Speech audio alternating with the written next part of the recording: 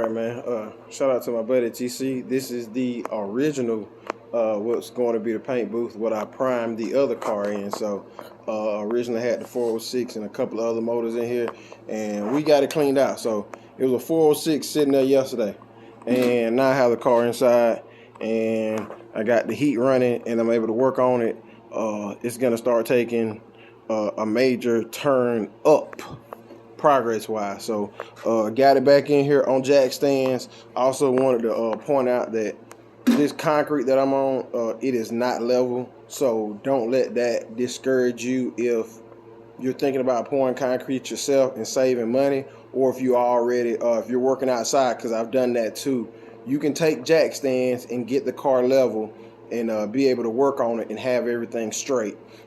I built the other car outside, and everything is within 1/8 of an inch, of both sides, front to back, whether it's level or not. It's really, really impressive to be done outside. So don't let that slow you down on doing your build. Oh, I got to build a shop first. No, you can build it outside. This time of the year, it's a lot nicer to be inside, but I've done it for years outside, and you can still make it happen. So this is it. Got it in.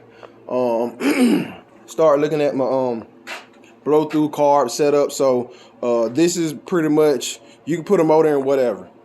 That's pretty much this process, because I'm literally building the motor mounts. Let's see if I can cut that on. So as you see the weld down there, I am building the motor mounts and welding into the plate. Same thing over here, got a little gap. That's not gonna stop me. I'm gonna fill that in. I have 0 gap right there. So gonna weld that there, come back, weld that, take it out, fill it in.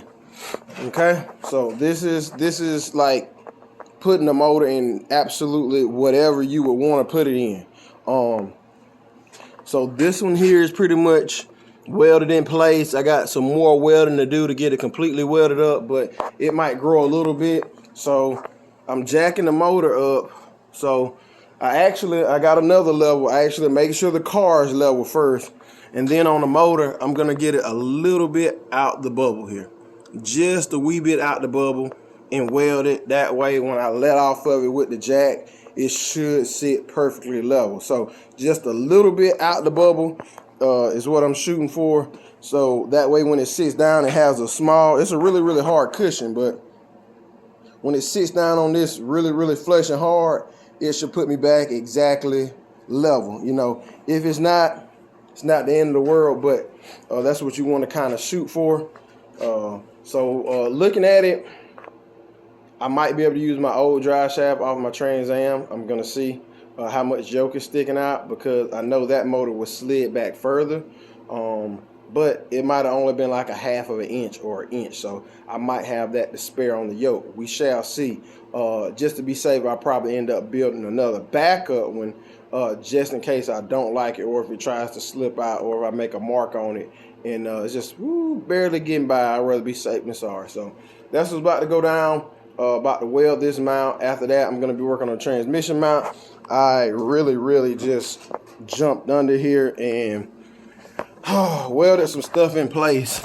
So I got on the jack stand. I literally just welded bars up across here just to hold the transmission to roll it in here. So that's what happened there. Just literally just welded the top of it. I mean just welded the bottom so I can come in here and just cut the bottom of it out. But it is on a jack stand right now, so that's what it looks like. And then I put the plumber strap up there just for backup. So that's what's going down. You can kind of see how much yoke is sticking out. It's a little rusty there, but I sanded down the rest of it. But that's what had to happen yesterday to get it in, because I haven't had time to build a cross member. So I will be working on a cross member once I get these motor mounts situated. You see all the extra lines and stuff under there. So I'm gonna be working on those. A lot of gas lines, brake lines, cutting all that stuff out. I've seen where it works a lot better if you run a bigger brake line going to the back. Also going to be doing stainless steel stuff. And then I'm going to be running brakes to the front also. That's the game plan, going with a manual brake setup. And yeah, that's what's going to be in the mix. I think I showed the manual brake setup. If not, I'll make sure I show that. But the booster is gone now. So it looks a lot better in there without it. So now I can come back and wash this down and paint it.